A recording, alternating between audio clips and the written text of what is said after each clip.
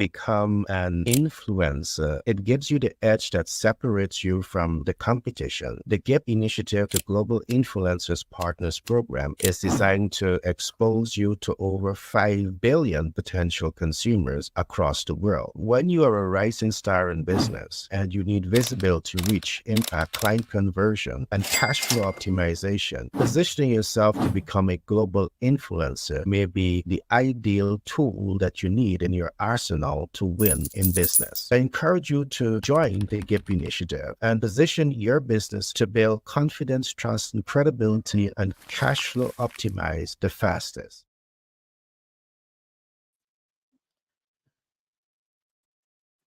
Welcome to another broadcast of the Business Bootcamp. Today promises to be an exciting day because we're going to be looking at a pretty interesting topic. We're going to be looking at big ticket thinking. The big question I want to ask you, do you see yourself as a big ticket thinker? And what exactly does it take for you to become that big ticket thinker in business? Well, today, what I'm going to do, I'm going to spend some time walking you through 4 important concepts that you need to learn, apply, and master when you want to position yourself to become a big ticket thinker. And I see that my team, they're trickling it into the office, into the studio, as we begin to embark on today's topic. All right, today I see Shivani at the back end. I'll bring her up shortly, and she will be talking to us also about big ticket thinking. But I just want to lay some groundwork just before I bring my guests up, my team up. To become a big ticket thinker, there's 4 important concepts that I will cover today.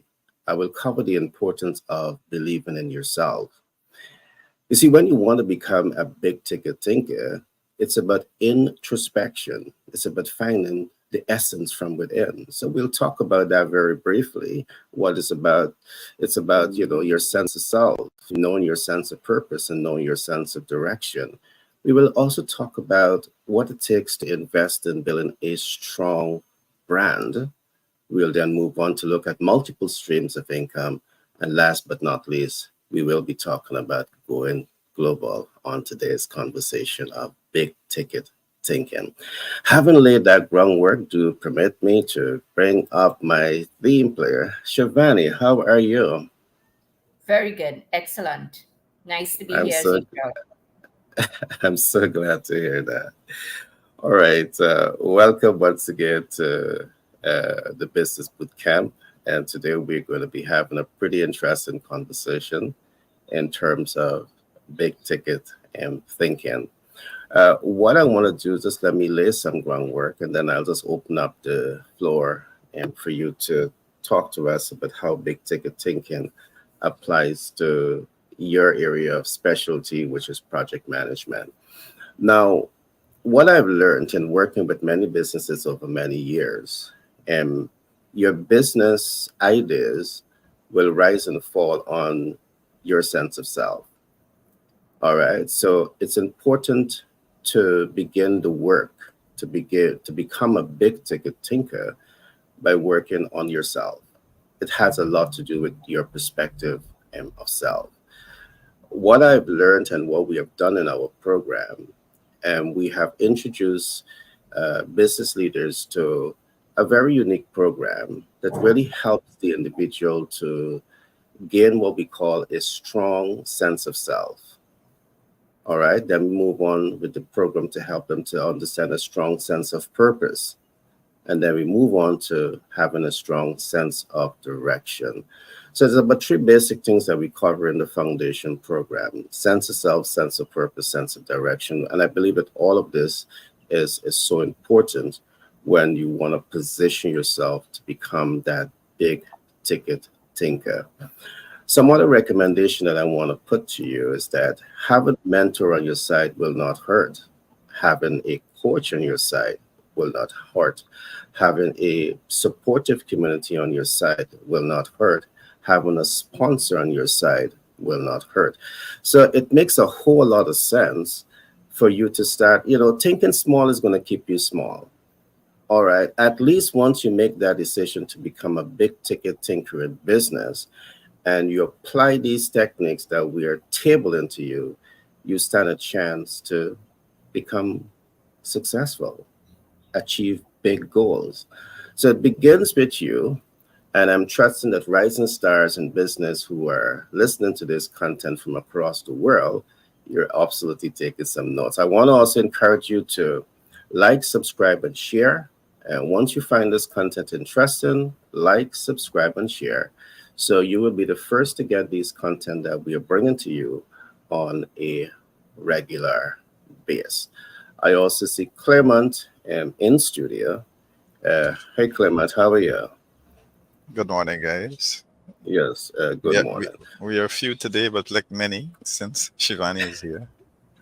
Yeah, we're Yeah, still ready to rock the rumble. I thought I wasn't seeing you today, Frank, but I know you were in the background. Yeah, in the background. Yes. The Yeah, true leader Yeah, now, always in the background. always in the background. tell Always in the you. background. All right, great Yeah. being here this morning. So always great to have you guys, man. So we are looking today at big ticket thinking. I've just walked the audience through a menu of steps that can be taken when you want to position yourself to become a big thinker. And just before I open up the floor for conversation, I just want to share some experience. What I've seen is that the efforts to move a small project forward is not much different to move a big project forward. It's all about your perspective. It's all about your perception. It's all about your mindset. And I'm saying all of this because you might want to think that, hey, I am a rising star in business. I am a small fashion designer. I'm a small lettercraft producer, and I can't scale.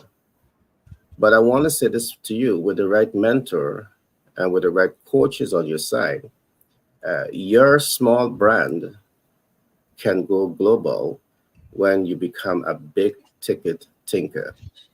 And part of our mission and vision in doing what we do is to provide a content of information to rising stars in business that will help to push you in the right direction. You might be a business consultant. You might be a BFC, a business financial consultant. You might be a SCP, a sales communication professional. You might be a debt mitigation specialist. And you might be operating at a small scale.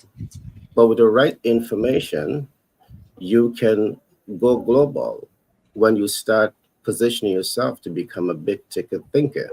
And what I will do before the end of this program, I will give you a step by step approach that will position you to attain that. So far, I gave you one of the four steps. And step one, it's about you. You have to work on you, your sense of self, your sense of self confidence and your ability to apply yourself.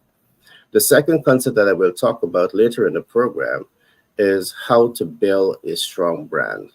I'll give you a step by step approach to accomplish that. Then I will talk to you about building multiple streams of income. And last but not least, I will give you some simple steps that you can take to go global with your business and your brand. So I'm going to open up the floor now. Shivani, and what are your thoughts? I mean, as a project management specialist, I see that your portfolio plays a tremendous role in helping rising stars in business to develop the project and think through that project and identify the tools that can be deployed to become big ticket thinkers. What I want to hear from your perspective, how do you see project management tying into big ticket thinking? Thanks, Gary. Always wonderful to be part of this business bootcamp conversation. 7 a.m. my time, on a Friday morning.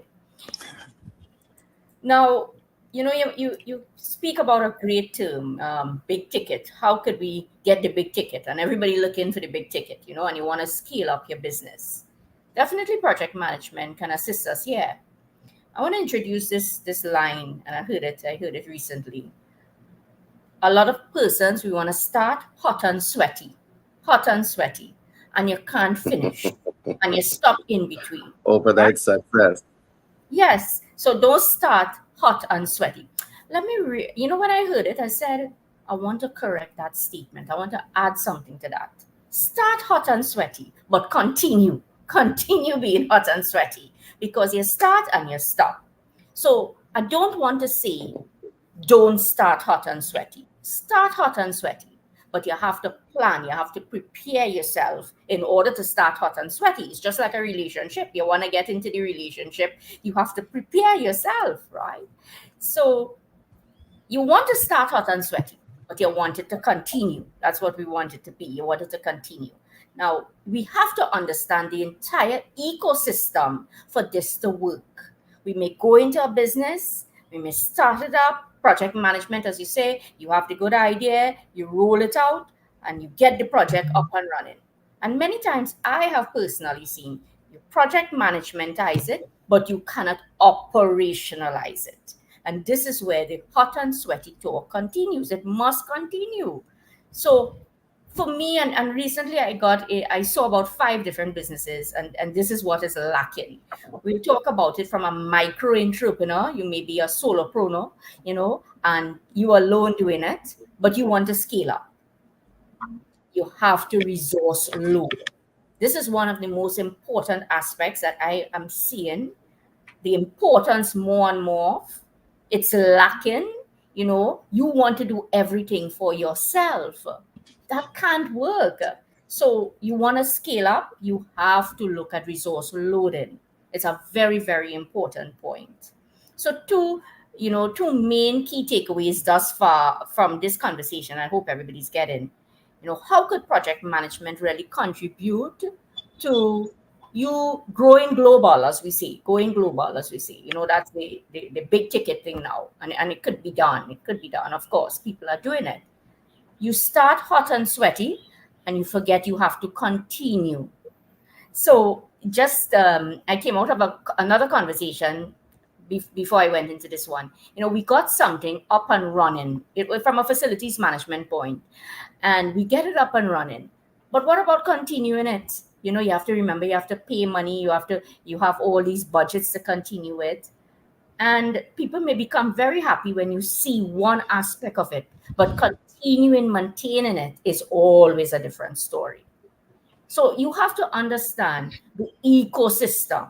So you want to start, yes. But what about sustainability? What about continuity? Projects fail because of this. You may have one aspect when you look to see if it is really working. You realize, but wait, it's a pilot project. Yeah, I did something, but it really didn't make any money because it was a project in the first place and it just able to cover your costs. But the revenue wasn't really seen because you did not operationalize it. So, in my experience, Gary, moving from project to operationalizing it is key issue to scale up, right? There's a disconnect there. People forget. You put everything into the project, but you have to remember, hey, this thing have to continue. This thing have to continue, otherwise it's going to go out. So thanks for that, Gary. Don't start hot and sweaty, but get a method to continue being hot and sweaty.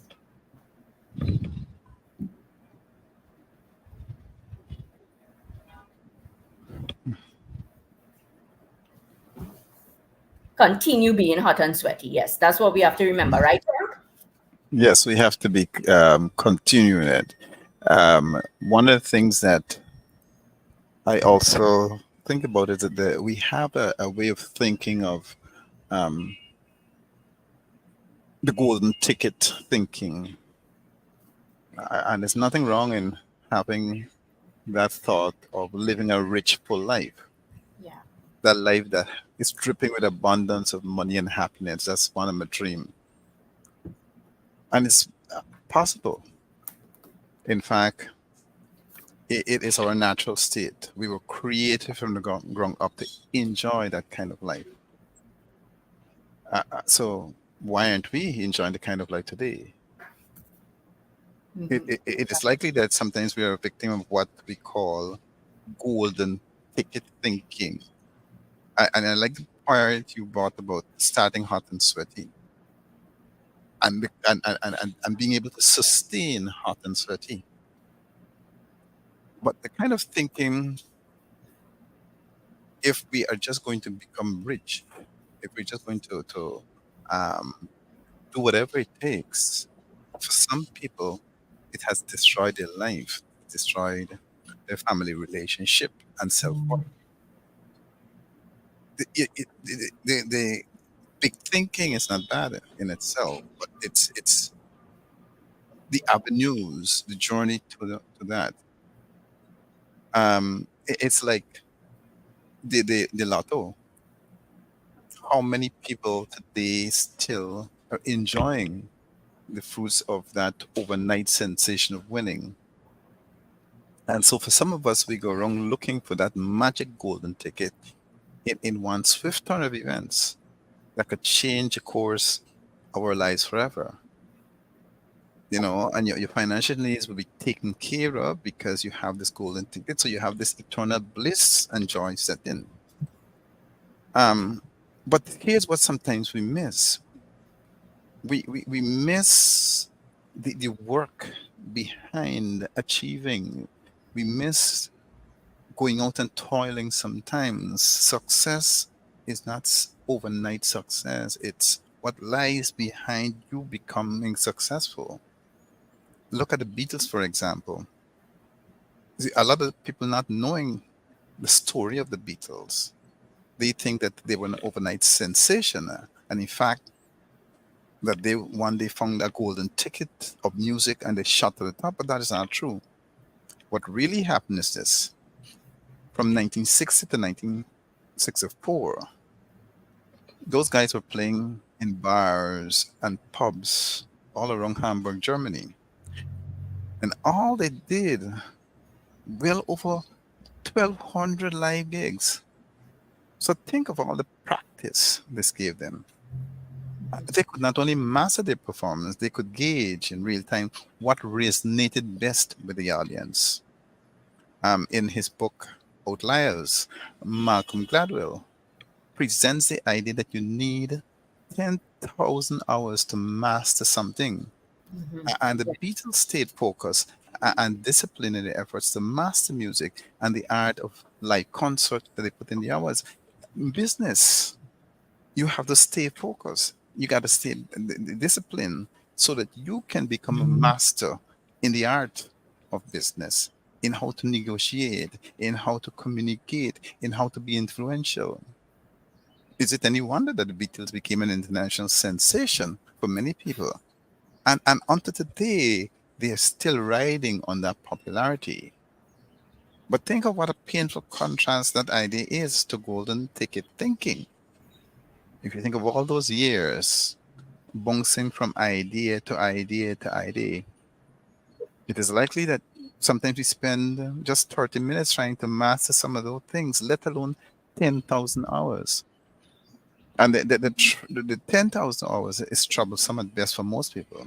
And if you think of it as a regular day job, this is about 5 years of focusing on the same project, the same task, the same skill or talent, and you're doing this day in and day out.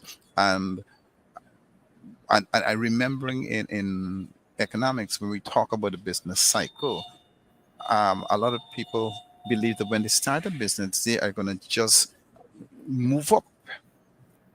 But the business cycle for you to really start enjoying the kind of profits and returns, it takes about 5 years for that.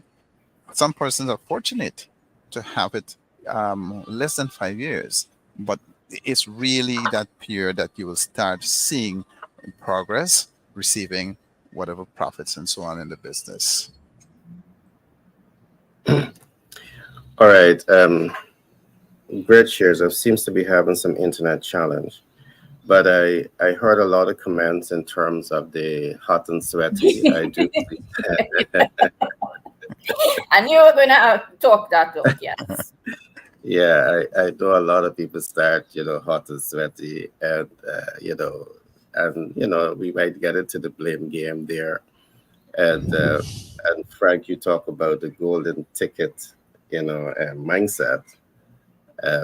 I think a lot was said. You see, and this is one of the reasons why we spend so much of time developing the programs to help people. We have started the High Net Worth Investors Guide because it is really designed to help rising stars in business investors, to start thinking, or nurturing that big ticket mindset. So one of the first things that we talk about in the High Net Worth Investors Guide is the law of preparation. And Shivani hinted on this, is how do you prepare yourself for success long before you start your journey towards success? And you find that many people struggle with this, how to be prepared. We see that every year at the beginning of the year or at the end of the year, millions of people develop their New Year resolution. And the perception perhaps is, the falsified perception is that if you think about it, it's going to become real. But there's a planning process, there's a preparation process, there's a blueprint to attain the, whatever success you want to position yourself for. Only yesterday I released a video where I talk about my journey into real estate. When I started real estate investment in 2010, I really had limited knowledge about real estate. I was grounded in business studies because I've studied international business at Cambridge University. I know to do research, so I set out and I started to do research. Before I started the investment portfolio, one of the falsified notion that I had is that I could have clinched a real estate deal in 2 weeks. While it might be possible to clinch the deal in 2 weeks, based on state apparatus, it has to go through a due diligence process. It has to go to the Gazette. It takes some time to get to the Gazette. It has to go through a legal process. And had I not been aware of that, I would have pulled out of the deal, because the first deal to complete that deal took about 6 months. Now, 6 months is long to clinch a deal. Now, and this is why we have developed that program that talks about the law of preparation. So you have a clear mental picture as to what the process is. We talk about the law of application. And this is how do you apply yourself after success. We talk about the law of wealth management, because after you get it, you want to know that you're in a position of strength to manage it. And then we go further, we talk about the law of wealth expansion. The last thing that you want to do is to build wealth, and you're still a small ticket thinker. You want to keep nurturing that mindset of being a big ticket thinker. So you have to think of ways to expand. Now, with all honesty, I do believe that Shivani may be right. A lot of people may come with an idea and they're all hot and sweaty. But what I've seen is that you can trace that way of thinking back to socialization. All right, back to socialization. Is you're either thinking that way by default, or you're thinking that way, which is a form of socialization, or you're thinking that way because you have not been socialized the right way. Think about the period of time that a young person spent at high school and spent at university. That's supposed to be enough time to reflect on what Frank just spoke about, 10,000 hours of socialization to the right processes of doing things. And can you imagine if they're socialized in a strategic way to master a particular craft in that 10 hours, in that 10,000 hours? That hot and sweaty is not going to come. They're going to be beyond that hot and sweaty because they're going to have data. So that brings me to my next point that I wanted to talk about today, which is building a strong brand. when you want to position yourself to become a big ticket thinker, I strongly encourage you to invest your time, talent, and resources to build a strong brand. Now, how do you go about building a strong brand? And now, if you followed me, you would have heard me talk about the MVO, which is focusing on your minimum viable offer. There's reasons why. Focusing on your most viable offer as against your maximum viable offer. You want to have a strong brand, but how do you get to that point to build a strong brand? Because the brand that you're going to build as you position yourself to become a big ticket thinker is not necessarily for you. You're building a brand for people. So how do you know that the brand that you're building is relevant to the consumer, is relevant to the ideal client? You have to do research. All right, you have to do research. So I'm going to walk you through a step by step as I would have promised. So while you're doing research, because first of all, you want to identify who is your ideal client. You want to identify what are their pain points. And as you identify your ideal clients and their pain point, you now want to start thinking about innovating your value offer, your MVO. That value offer must be relevant to the ideal client, but you don't know if it's relevant before you do the market research. If you're innovating products, if you're innovating services, and you come into the market and you don't have the data, you're speculating. And if you speculate, it's not the way big ticket thinker think. They have solid information that is informing that decision-making process. The next step that I want you to look at when you want to become a big ticket thinker is not a gamble, it is an investment. So if you don't know how to do it, it makes sense to get mentor, to get coaches on your side that's going to help you to navigate that process. And part of your process is to establish market viability. You want to become a big ticket thinker. You want to put yourself in that position where you're going to establish market viability. So when you look at market viability, what exactly are we talking about? To predetermine market viability, there's a few things that you need to know. The size of your market. It is by understanding the size of your market, it's going to put you in a position of strength to predetermine the potential of that market to cash flow. So because you now understand the potential of the market to cash flow, as a big ticket thinker, you can say, I want to own 5% of this market. So becoming a big ticket thinker is not wishful thinking. You're thinking that you're training the mind to think this way based on data, based on information.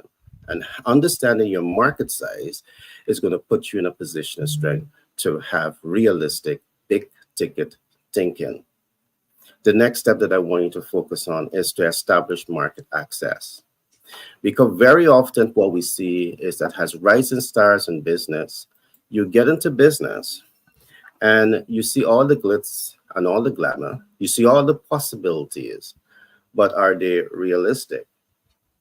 You have a product, you have a service, but are you aware of if you can access the ideal client? The possibility exists that there are consumers for your products, for your services, but they are not in your geographical location. But because you don't have the data, you don't know this.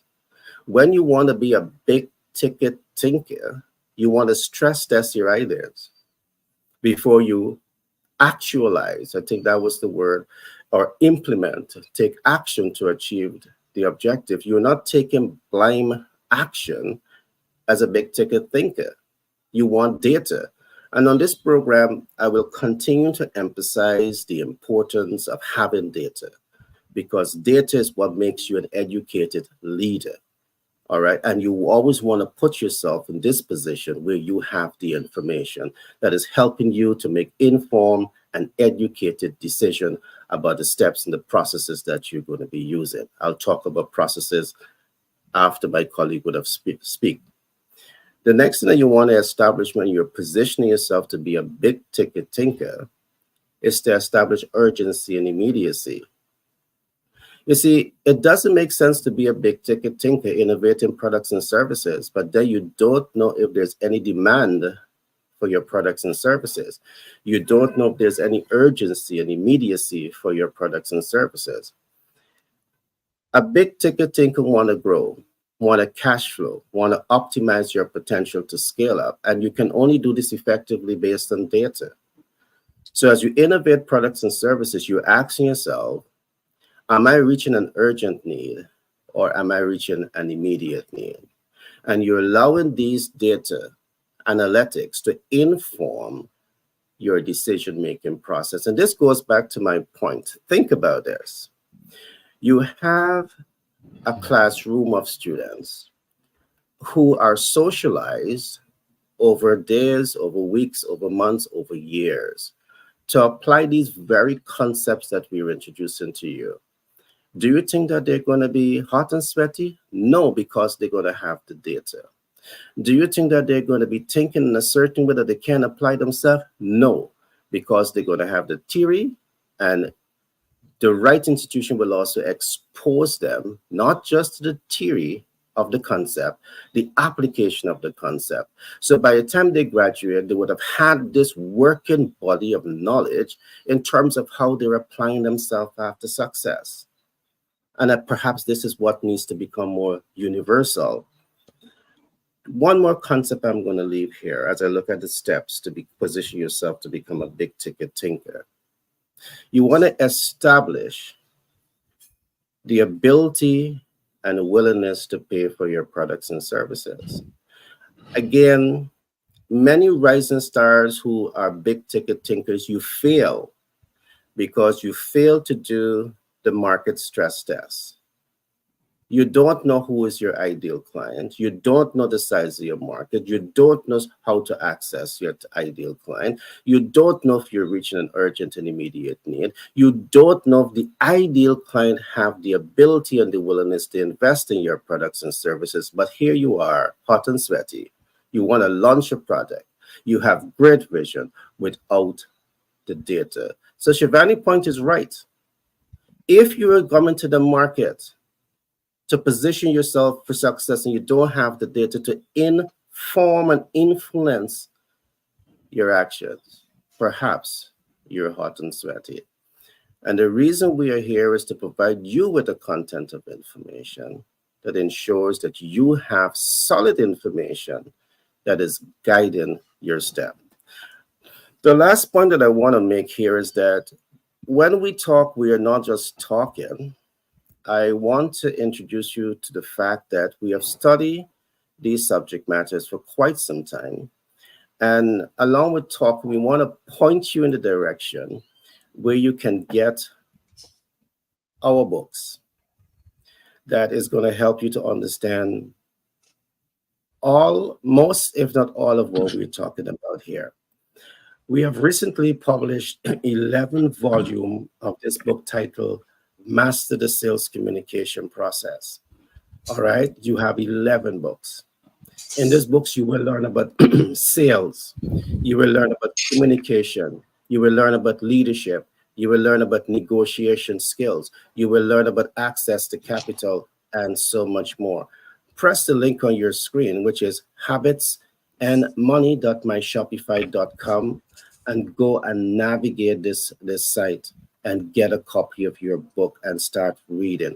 Now, the beauty about this, these are audiobooks. So all you need to do is to make your purchase, download the app, listen to it. All right. And you could be driving to work. You could be doing your exercise and you could be retaining this information. You could be doing some house chores and you could be listening to the content of the book. Now, beyond the book, what I also want to introduce to you is a very new program that we have developed alongside the High Net Worth Investors Guide. It's what we call the GIPP initiative. Now, what GIPP stands for? It stands for Global Influencers Partners Program. The reason we have designed this program is to really help you to become global influencers. And the way the world is today, if you're in business and you're not asking yourself, what is the fastest ways to cash flow? All right, what are new innovative place that I can cash flow my business, the possibility exists that you may fail. In today's world, a lot has changed from when we had started business 10, 20 years ago. Frank made a point, and he's perfectly correct with that. Based on historical data, it takes a company about 5 years not to make a profit, but to break even. All right. And that is subjective to how much you're investing in your business startup. But here, the beauty about this today, with social media that can give you access to not thousands or millions, they're giving you access to over 2 billion consumers. One is giving you access to over 3 billion potential consumers. Once you understand data analytics, once you understand how to position your brand in the market, by leveraging these platforms, by digitizing your content, guess what? It opens up a new avenue, a new rainforest for you to optimize, fast track your business potential to cash flow. Information change. And this is why we always talk about not only collecting sensitive data, analyzing sensitive data, leveraging sensitive data, but we also talk about mitigating sensitive data. So historical data may be correct up to a point. Is there a need for us to now mitigate that data based on new development that is taking place in the world today? And yes, we need to mitigate. So I'm going to pause here at this point. And in my next presentation, I will talk about multiple streams of income. And last, I will talk some more about going global on some of these same platforms. But I now want to open up to my colleagues to contribute to today's interesting conversation. Who wants to go? Frank, or then Shabani, or Shabani and then Frank? What are Doesn't your matter. thoughts? Shabani, your thoughts? You're mute, Shabani, you're mute. Thanks. So we're speaking about the ecosystem and the importance of understanding how everything connects. Because if you don't connect the dots, we will not be able to get the big ticket and go global, as we keep saying. Now, I want to stress the importance of turning projects into operations for business. Now, project management is excellent to start up your business because that's what it was. It's project management for business environments. That's how you have to start it up. However, we have to focus when we do start up, and this is what data will show us as well. Startups fail because you can't operationalize it after a period of time. Sometimes very short period of time, you cannot do it. I've seen it over and over again. We get very happy with projects. We set it up. However, the operationalizing is a downfall, and we can't grow the business, or we can't scale up because we can't operationalize. So how do we do this? I want to introduce an agile way of doing it. The agile way will simply say, what value is your project going to give? So the agile in project management is agile project management for business as well. What value is your project now going to give? We run it, we follow the entire agile principles, and we get our project up and running. Great. In order for you to operationalize that aspect now, you have to look at your business is made up of a series of different things, different products, different innovations, as what you're saying, Gary, different services. Which one am I going to operationalize first? Which one am I going to bring in the most value? So to operationalize that aspect, that is what I will pump in my resources in first. And then I start to work on the other aspect or the other project then, which is going to give me another piece of value. So when I use that concept, I can see what product of my project or my business is really working, because I'm doing it in increments, and I will really be able to operationalize that part very, very effectively and then go again. Sometimes we do the entire project as a waterfall approach. And when you do it as a waterfall approach, and now you're going to operationalize the whole thing not working because some aspect of that project already didn't work, but you did the entire thing as one go, and now you're going to operationalize it. So, you're doomed for failure. You're doomed for failure in that aspect. Looking at an agile way in running projects and turning into operations can really, really bring better success and really grow your business better. Remember, it's a whole ecosystem. Yeah, thanks, Carrie. All right, great share, Shabani. I really get the essence and the importance of project management and helping business leaders to think through their processes and to find practical tools and to achieve targeted results. Great share. Frank, all to you, your thoughts. How does Yeah. leadership applies to the big ticket thinker? The big ticket thinking, Mhm. thinking big. Right? Yeah. It means giving yourself the freedom to, in order to brainstorm, explore ideas that can catalyze change. Now, thinking about it is pretty esoteric, but in practice, it can mean daydreaming about your future. It can mean reflecting on your role in your company's trajectory and where you want both to go. It can mean pondering what it will take to get ahead of the competition or jump to the next career level. Contemplating what activities are actually important in your life, or it can be an excuse to be creative. And for many people, thinking big means examining the improbable and impossible and questioning whether those labels are accurate. I remember CEO of an institutional fundraising startup, Gory Manglik. I hope I get it right. He said, thinking big helps successfully design their company's website. What she could further said is, for her, big means having the ability to take a chance on an idea that others may not understand or even see as valuable. And the team that she worked with was excited about the idea of using AI to help develop web content and make it more engaging for users. But others in the company were skeptical, but they took a chance. Carrie Frelick, senior QA engineering manager at a software startup, he says, thinking big is to step outside of the knowledge bias boxes and look at the world as if everything is possible new. But why does thinking big matters? In today's society, we have a lot on our plate. So why do we need to add a thinking big?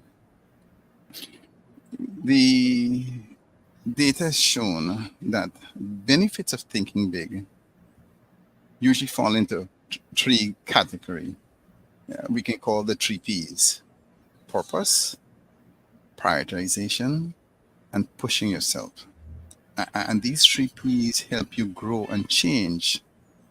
You see, in purpose, one reason why people burn out, and not just because they start hot and sweaty, is that they lose passion for what they do. True. You see, if you're really hot and sweaty, the passion has got to be there. And thinking big forces you to determine whether your actions truly align with those values.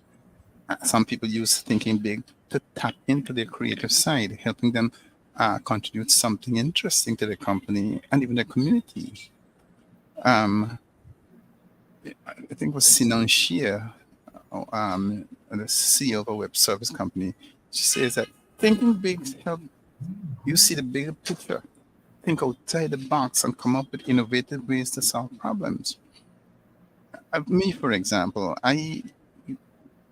it's not that I can't write the book, not that I haven't started, but the thing about it is that you have all these other variables that you have to face on a daily basis. And being in a senior managerial position, you have a team that you have to work with. And so getting etching out that part for a book is sometimes difficult. But you know what? I realize that this is a purpose that I have this is something that I have to do. So I have to find the time. And so I have now learned how to be innovative and creative so that I can do this book and complete it. And of course, ideas come, creativity kicks in, innovation kicks in. And before you know it, I'm on the fourth chapter. So the thing about it is that it's not what you're starting hot and sweaty, like me starting hot and sweaty in the book, but I have had to have a passion to continue this book. So that's about the other thing is a prioritization. Prioritize. Every day we have hustle and bustle. We forget to pause and ask, why am I doing this? If you're thinking big, it can get you out of the weeds. You spend time thinking more strategically, ultimately cuts down on your to-do list, showing what activities are busy work and which are actually moving you towards your greater vision. Zeroing in on what's really important helps you preserve your sanity and health. Thinking big helps you choose your battles and not getting wound up in little things and keep on track with a bigger picture. Thinking big can help you realize you need to enforce new boundary and then pushing yourself. If you establish a routine that can help you get things done, but it can also make it easy to go through the motions and go with a routine because after a while, it can make you feel stuck. Thinking big can serve as a catalyst for change, reminding you to examine the limits you're placing on yourself. Others frame thinking big as a way to examine ideas from all sides. Attorney Mark Pierce puts it, contrarian thinking allows an idea to grow and develop into something more fully formed because you're having to break it down and create solutions as you think it through. And so you follow those 3 Ps. But when synthesizing the input, you'll find that there are some logical steps to thinking big. The first one is find what gives you fresh perspective. Do something passively active to ease into your thinking. Find time to do it. Use good prompts. Let yourself daydream. Remember, you can't have output without input. So putting thinking big into practice is that you review the responses, why people emphasize thinking big so much, and how to make it a key part of your business strategy. I can already tell that tackling number 3, which speaks on finding time. Finding time is sometimes difficult for anybody. When you have to skip, go through that landscape and minds of life that you find are stumbling blocks sometimes, but you still have to find the time because we find time for things that we have a passion about. And that's the reason why we need to look prospectively at what we're doing. And even if you start hot and sweaty, start with passion, and passion will drive it. Get your purpose. Find time for yourself. Push yourself. Sometimes we really have to push ourselves. All right, great share, Frank. And I just want to say to our audience, I know for those who have been following us for many, many weeks, on Fridays we normally talk about self-mastery. But I do believe in a play off of self-mastery. At the end of the day, once you bring yourself to master yourself, you want to ask yourself, am I really a big thinker? And that should be one of the outcomes that you want for yourself as you take practical step to master who you are. You want to position yourself to be a big thinker. Now, I want to say a couple of things, and I want to get just slightly religious here. In the great book, we learn words and thoughts has molding power. And I'm really trusting that you are taking time as Christians to really understand the frequency of words and the frequency of thoughts, because I'm not the author of it. I'm only the messenger. And you need to take time to understand your thoughts and your words and ensure that you can align it to becoming a big ticket thinker or being a big ticket thinker. Why? Because the words that you say to yourself, to your community, the thoughts that you're having, the great books say words and thoughts has molding power. I just want to leave that. Also, I want to keep it a little simple when we talk about big ticket thinking and going global. And I want to give a practical example as to how this could work.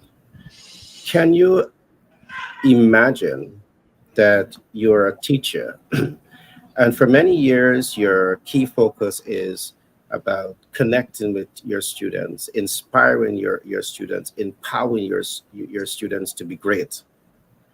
And you did this for quite a number of years.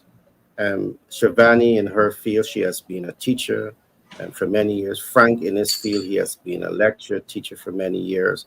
And that is good. Let us say that is the average way of thinking. What are some simple steps that you can take as a teacher to become what we are calling that big ticket thinker? Can you write your book? And Frank now is taking the bold step to complete his book after I have been behind him for perhaps the last 5 years to get it done. He is finally You got to rub it in, eh? He's using agile approach, Gary. The agile approach. The agile, the good, the agile approach good, is helping. Yes. So good. you've seen the So chat. he's evolving. Yes, yes. Good, he's evolving. So as a teacher, you now have your book. As an author, you create another stream of income here for yourself. But you're not stopping here because you're going forward to become that big ticket thinker. You are now a podcaster. Frank is already in that field. He bring podcaster before the book. He's a podcaster. He's here. But I'm saying that you're going through these steps, and then you start focusing on becoming a global lecturer. All right, because you're now a podcaster, you can use your social media audience platform to lecture across the world. Is that part of the big ticket thinking? Yes, it is. All right. And this can open up tremendous opportunities for you to build that global visibility. But let me talk about a couple of things because I'm on that path now of looking at multiple streams of income. And I do believe that wealth is a mindset, and that mindset is shared by the kind of information that you have. What I've learned is that many persons' circumstances remains the way it is because of lack of information. That's another thing that we learn from the scripture. A lack of knowledge of people shall perish. You're going to perish not because there are not opportunities, but because you don't have the information in terms of how to access it. Our role as we talk and try to provide information to help you to become big ticket thinkers is to provide you with some of those information. So I want to recommend is that you start thinking about multiple streams of income. The very example that I gave just now open up some opportunities. So if you're a teacher, a lecturer, a business consultant, a SCP, a BFC, a debt mitigation specialist, guess what? You have tremendous opportunities here for you because you might be in your profession, which is one source of income, but do you have a book? Why not? Get that book and we're going to help you to put it on the bestseller portal where we are building out an international community that could perhaps hit the bestseller in a short period of time. That creates another stream of I income. Get that book and guess what else? no. A few other things can happen. You can develop your own podcast. We are working with a number of persons across the world to really help them to become podcasters. That's another stream of income. Because when we are working with you, we're going to really show you how to develop multiple streams of income on all the platforms that we're going to be teaching you to leverage. I'm giving a high level overview. But when you leverage the right platforms to host your podcast, that platform pays you to do that. And you're able to attract affiliate marketing. That's another source of income. All right. You're able to do independent advertising. That's another stream of income. So I'm saying to you, not because you don't know it's possible, it means it doesn't exist. The book says it. Lack of knowledge, you're going to perish. Now, if you want the information, it makes a lot of sense to connect with this network that can really put you on that path to get the right information so you can now position yourself to become a big ticket thinker and position yourself for greatness in business and in life. Now, once you find your systems, your processes, there's a couple of things that I want to say as you start to build out multiple streams of income. You want to systemize that process. So what you're going to be doing to attract multiple streams of income, you want to have it systemized. So I'm telling you what you need to do as you start to position yourself to become a big thinker. But what does it mean to have systemized processes? You know, very often we find people do things, but then they can't repeat the process because you didn't have a system. You represent what Shivani said, hot and sweaty. All right. You don't have a process. But when you have a process, guess what? You have transparent systems. And because you have transparent systems, you can be consistent with the deliverable. You can be consistent throughout the ecosystem that you're going to be using because you have a transparent process. And because you're transparent and consistent, you can hold yourself and your team accountable. So when you want to position yourself again to become that big ticket thinker, it's not wishful thinking, it's not imagination, it's about understanding your processes and being able to systemize your process. All right. So building a system, it's a number of key steps you want to follow. Transparency, consistency, accountability. How about scalability? All right. Can you scale your system? The systems that I work in, can you scale? You see, when you have systems in place, you're not hot and sweaty. You're focused on a project that has worked. Very often you hear me talk about holding leaders to standards. And when we talk about holding leaders to standards, we talk about high reward, we talk about measurable results, we talk about predictable outcome with the highest degree of accuracy. Hot and sweaty don't give you that. Systems gives you that. And you want predictable outcome at the highest degree of accuracy when you're positioning yourself to become that high, big ticket thinker. The last concept I'm going to give here is where I'm going to talk about digitizing your process. Because what digitizing your process allows you to do is to make money the smart way. All right. And these systems that I'm telling you about, we're using the system because we are partnering with international platforms. Now, if your system is not properly digitized, it means as a lecturer, you have to enter the classroom to teach. So you're only earning when you trade your time for money. But by digitizing your systems and your processes, guess what? You capture one lecture, you refine that lecture, you upload to a digital platform, you create visibility of your content, you attract an audience, your audience pays for your products, and guess what? They pay when you sleep, they learn when you sleep, and you earn when you sleep. You digitize the process. Again, it's not because you are not thinking these thoughts. It means that hundreds of thousands and millions of people are not using these systems and processes to position themselves for greatness, to become that big ticket thinker. Our role is to provide you with that information. We could be charging you a whole lot of money, but in the business boot camp, we are giving away information because we want you to win. All right, you can have online automation. The whole system can be set up for that to have happen.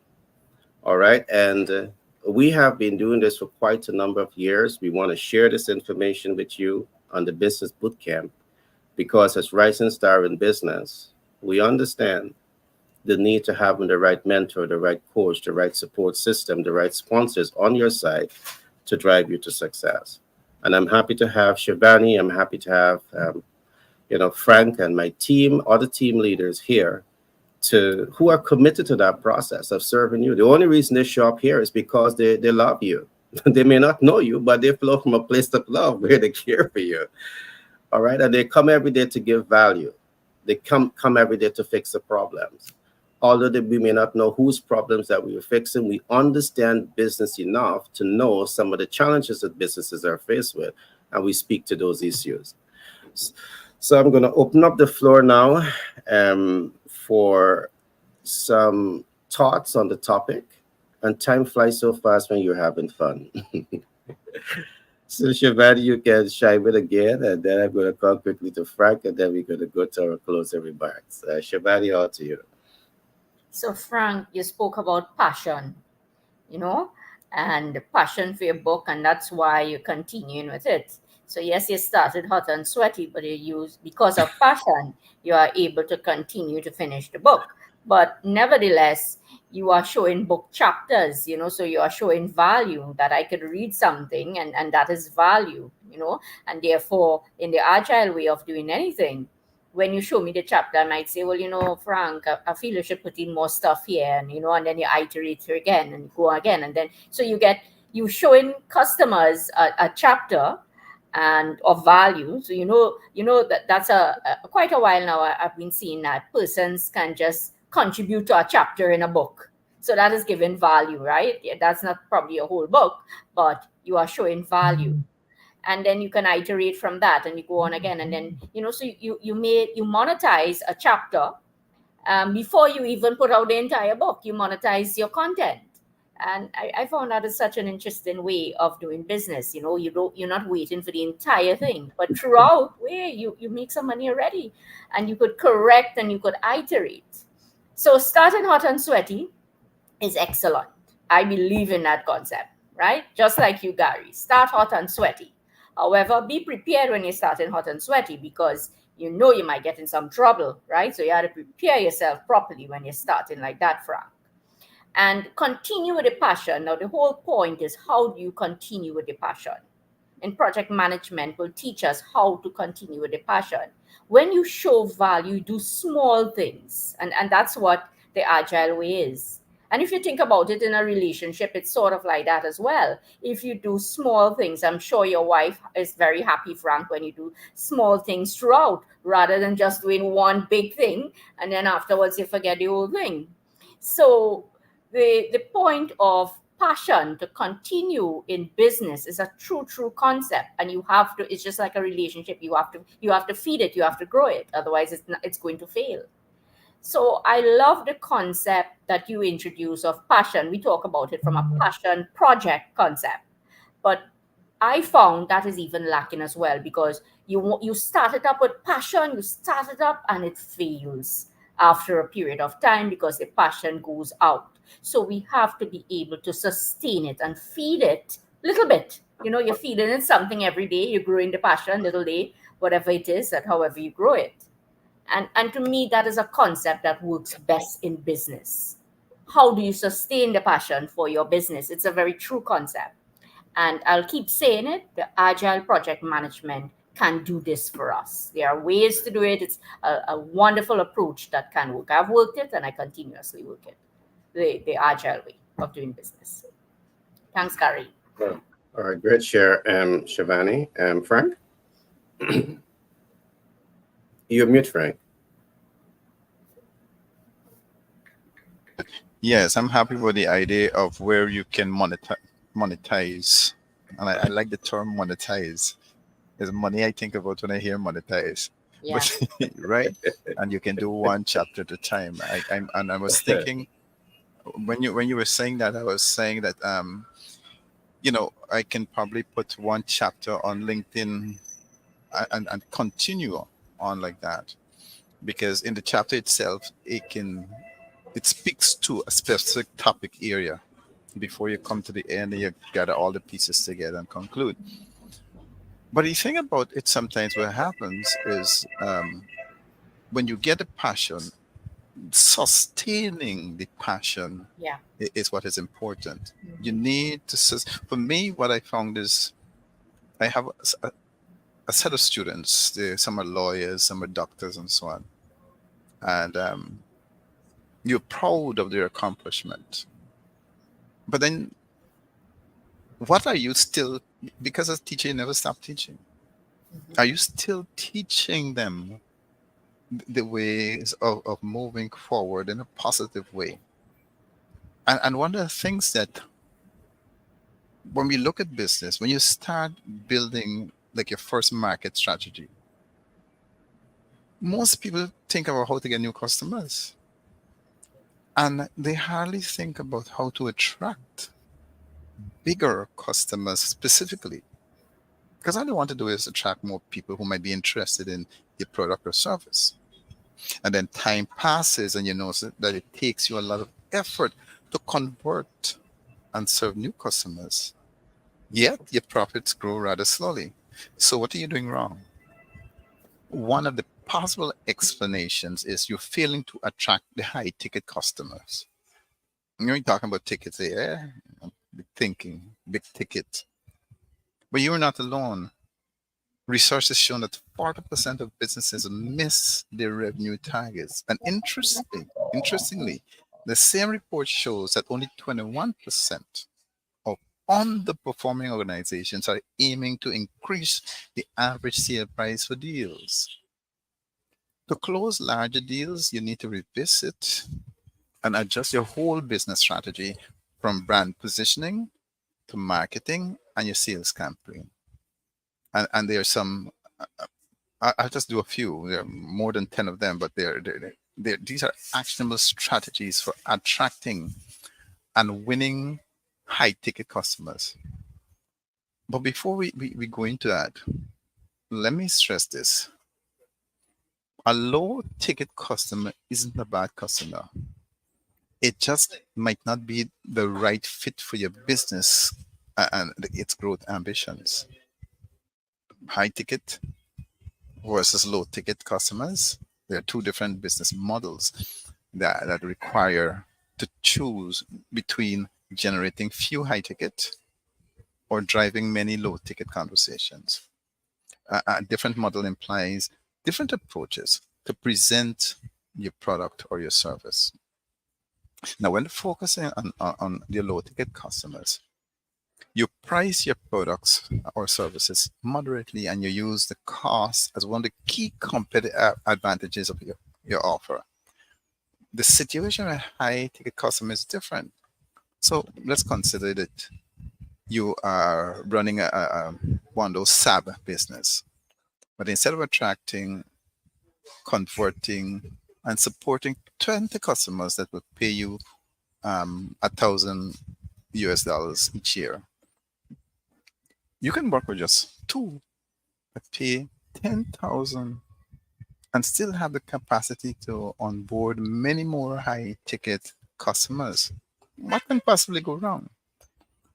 In the first scenario, if you lose one customer, you'll be down to $19,000 per year.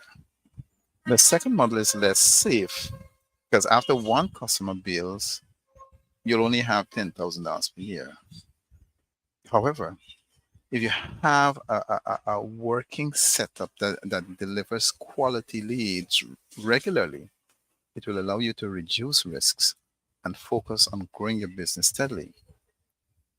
And so some ways to land high ticket customers. Like if your company is aiming to target higher revenue customers, then you need to tweak some of your typical behaviors and activities. The first one is to identify your best prospect. It's you who defines the type of prospect that be interested in your company's offering. Your marketing and sales strategy will completely depend on the type of people you want to reach. with your campaigns. Therefore, it is crucial to build ideal customer profiles, which ICP, before taking any action to attract high-end prospects. The second one is target your ideal prospects in your content. I know it's tempting to appeal to broad audience with your marketing campaigns. It might seem that more people you reach, the more customers you get. In fact, everything is exactly opposite. Running a blog, always pay attention to the interests and needs of your ideal buyer personas. In fact, Forrester research, it showed that 63% of buyers ignore the content that isn't relevant to their needs, isn't relevant to the industry, and isn't relevant to their role. For example, if you figure out that your target audience is highly experienced in the subject or product, don't waste your time creating how-to guides for beginners. Because while narrowing your campaigns down to a very specific niche will limit your reach, you'll be able to convey messaging that resonate with those few, you call them C-level experts, who have the highest potential to become your best paying customers. The third one is focus on building your brand. It's likely that when going to the higher level to get a high ticket, you'll face competitors different from your usual lot. And these are big brands serving enterprise level companies that are not after low prices. These brands have earned trust in the niche and appeal to high paying audience with their brand reputation. So to win the competition for the attention of these audience, you need to establish a strong brand. And consistent branding across digital channels increases revenue, and it is found to increase by 23%. However, only 15% of companies can say that they have a strong brand presence. Display top customers' logos and share customer studies. Whether you work with low ticket or high ticket customers, social proof always matters. Let your existing and past customers speak to the quality of your products or service. One of the easy ways is to offer social proof. One of the easy ways to offer social proof is to display your customer's logo on your website. And while it often takes much time and effort to get enterprise customers to leave a genuine testimonial on a customer review platform, or even share a brief note, a quote that you could feature on your website. But it's way easier to get permission to display their logo on your site, right? Use a contact form to filter out irrelevant leads. And remember that you get to choose who you want to work with. This means don't be afraid to miss low ticket leads when prioritizing high paying prospects. And the best way to quickly identify whether a lead might become your ideal customer is to add a qualifying step to your contact form. What is it that matters to you the most? Is it company size? Is it number of employees or their marketing budget? Include this question in your form and you'll know whether they match your high ticket ICP. Then you have to score leads. When you receive the first piece of data in your leads, use it to score and prioritize income submissions. The golden window for following up with a new leading is 5 minutes.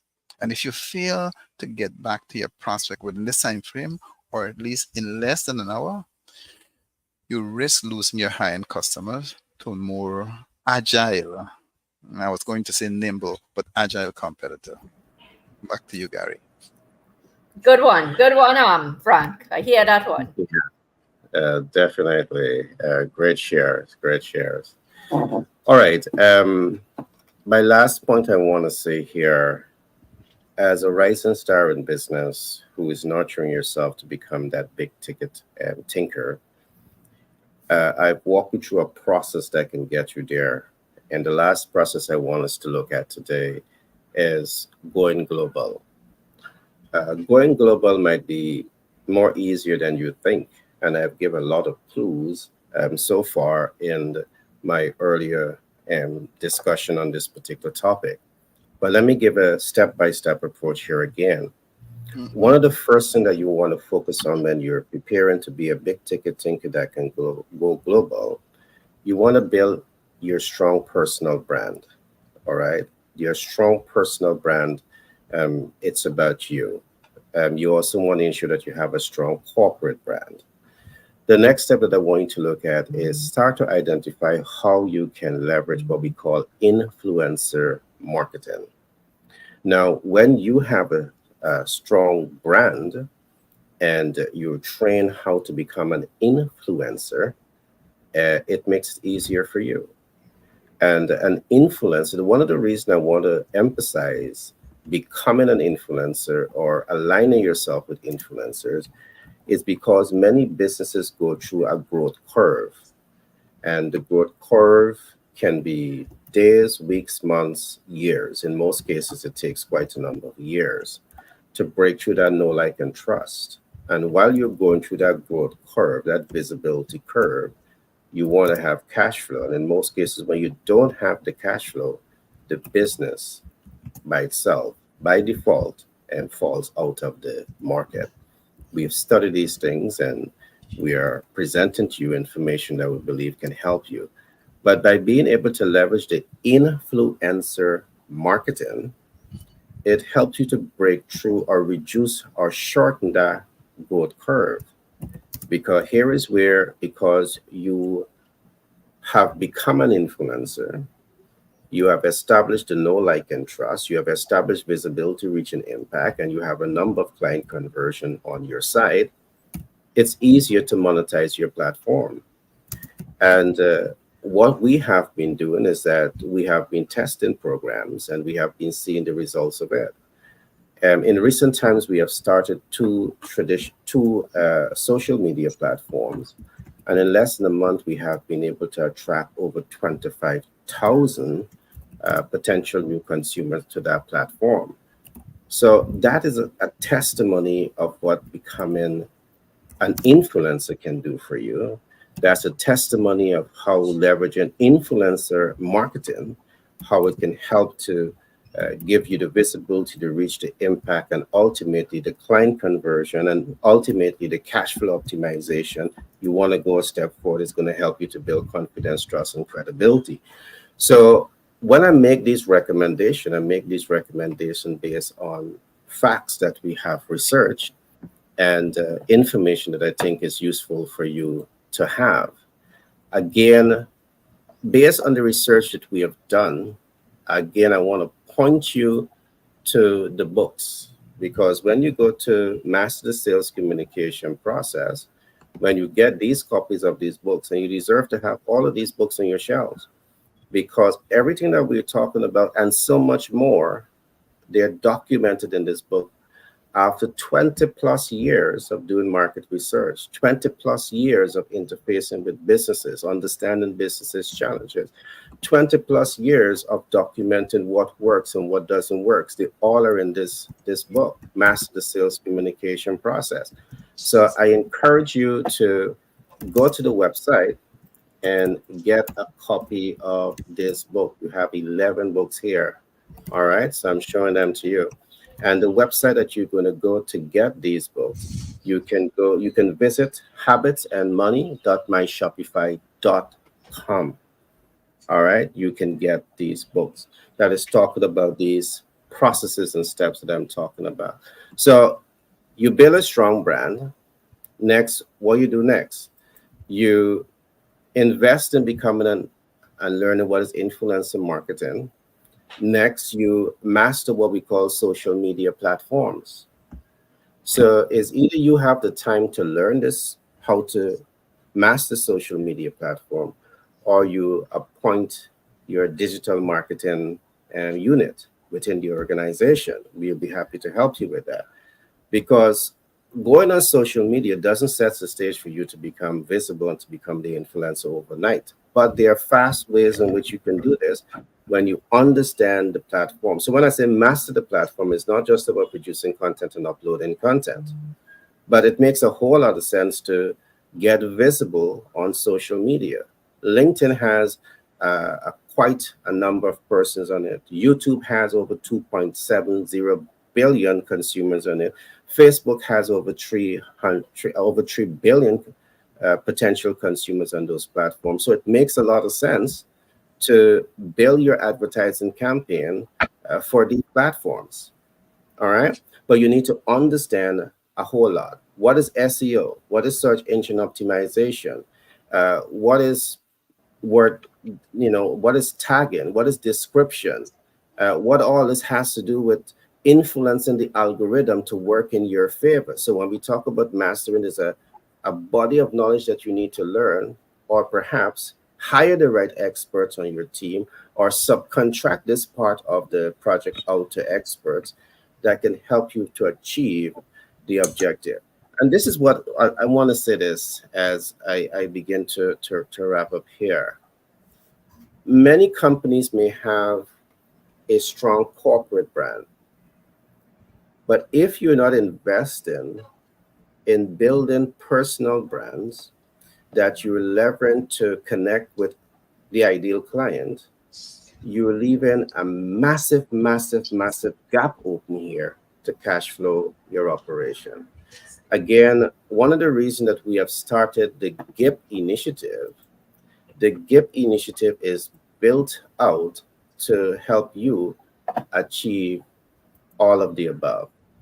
One of the first things this GIPP initiative looks at is the fastest way to cash flow your business.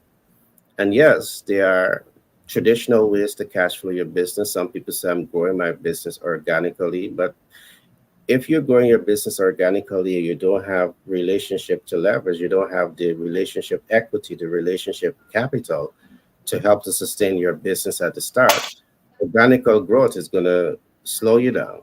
It's going to undermine the potential to cash flow and might even undermine the life of the business. So on this platform, what we do, we help you to understand the traditional way, but then we show you smart, new, innovative ways that you can use to cash flow your business and cash flow your business now. And I'm saying to you now, can you imagine that along your platforms, you have big brands that are affiliate partners? You have Nike, you have Amazon, you have Target, you have those big companies that are partnering with you on your platform. What does that say? And I'm saying to you that we can do all of this for you. When you come into the GIPP initiative, which is the Global Influencers Partners Program, it's a very big ecosystem that we have set up that are strategically designed to leapfrog your business cash flow, to leapfrog the growth of your business, and to show you tremendous possibility as to how business can be done to take you to the next level of doing business. And this is part of the big ticket thinking. We're going to take you to international platforms.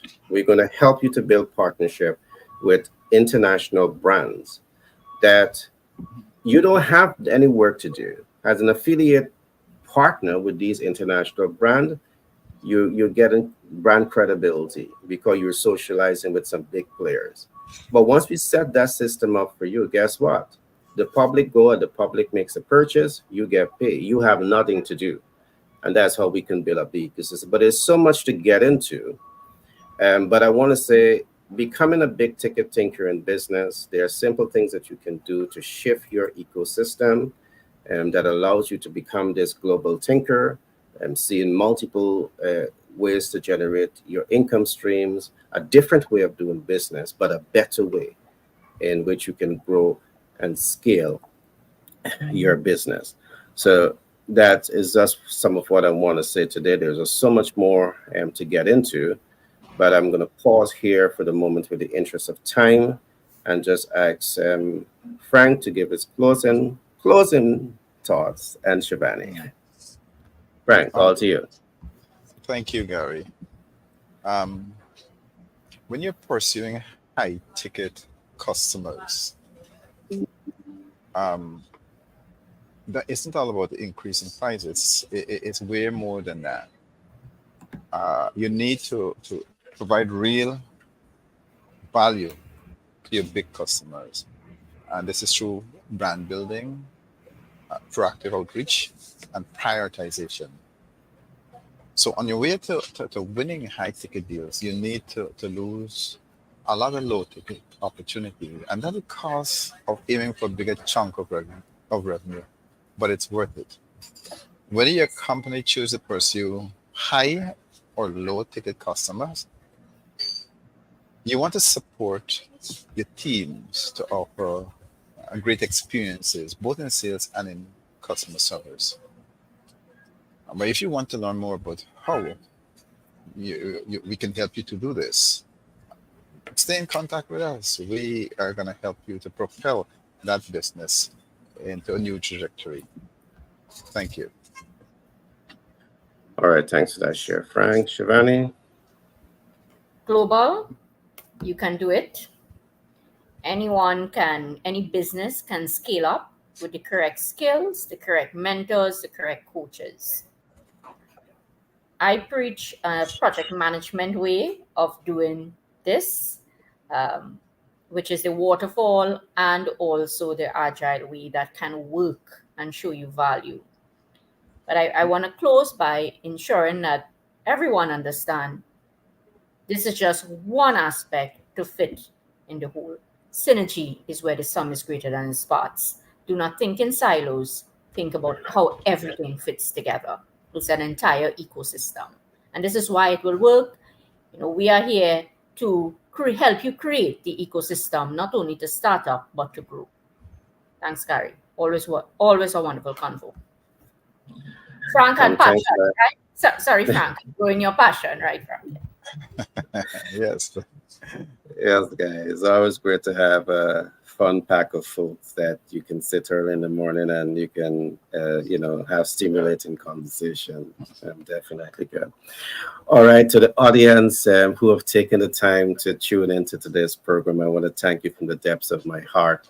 We want to thank you for taking time out for being here today and really giving us an opportunity to serve you and to provide information to you that can better your business and strategies. I want to encourage you that if you're here for the first time, to like, subscribe, and share.